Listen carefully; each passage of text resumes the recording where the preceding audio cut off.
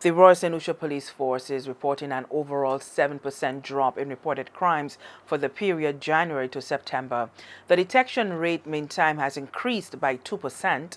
Offences against the person, summary offences and property offences accounted for most of the reported crimes, some 95%, while there was a decrease in drug offences and a reduction in homicides and murders from 23 last year to 20 this year. The figures included fatal police shootings, 2 last year and 1 so far this year. The Northern Zone, comprising ancillary to Dennery and including Grosley, recorded the highest number of reported crimes, which, according to the police, dispels the notion that the Castries Basin is the nation's crime hotbed. Sexual offences also recorded an increase. Here's Sergeant Kimroy Rennie of the Central Intelligence Unit. 194 compared to 188 last year. Again, detection rate, 53% detection rate in those crimes. So the police, again, is doing everything in its effort to tackle those crimes. Just a clear picture as to what offenses in that category record the highest number of report cases and where the figures show the increase and decreases. Realize there was an increase in the number of rapes. There was a slight increase in indecent assault. However, many of the other categories have shown decreases.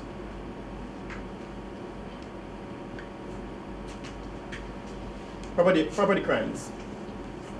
Historically, we have this has been one of the categories that have always been showing increases. However, we can say this year that there has been a decrease in the number of recorded cases. 3,248 this year compared to 3,812 last year. And again, the detection rate is almost on par in terms of those offenses. 32% last year, detection rate to 31%, so almost the same detection rate. And we know the challenges with offense against property. That category includes offenses like burglary, commercial burglaries, private burglaries, thefts where the suspects are unknown. And detection is a challenge. However, the police continue to work seriously in attempting to solve as many of those cases as possible. Drug offenses, there have been a reduction in number of figures. However, reduction in number of figures does not mean there's a reduction in number of seizures, because I could report that the police have made major headway in large seizures this year.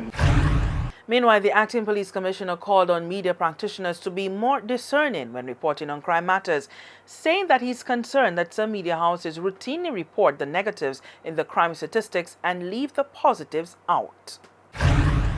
I know you have your job to do. Police officers, I commend our police officers because they have a hard task to keep the country quiet. And I think it is an honored thing if they have done well. I mean, to commend them for doing well. The other thing I'm concerned about is that when we highlight the negatives, which sometimes are minimal, what it causes in this country is it causes the fear of crime, and the fear of crime is a worse scenario or worse environment than crime itself. So I would be happy if at least when comments are made that the media turns back to the crime stats that are given to do the comparisons, because most times I hear people call on the media, even some media people themselves speak about high rate of crime, and that is a constant theme, high rate of crime.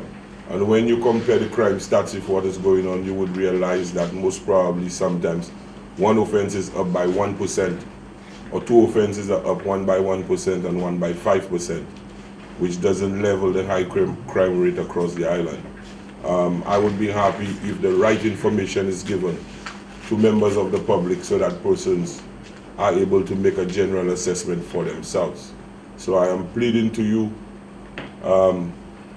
when you dissect the crime stats, make sure that you give out the right information, because of the fact that I know I have a responsibility as well as you have a responsibility to ensure the right information is out there. St. Lucia belongs to all of us.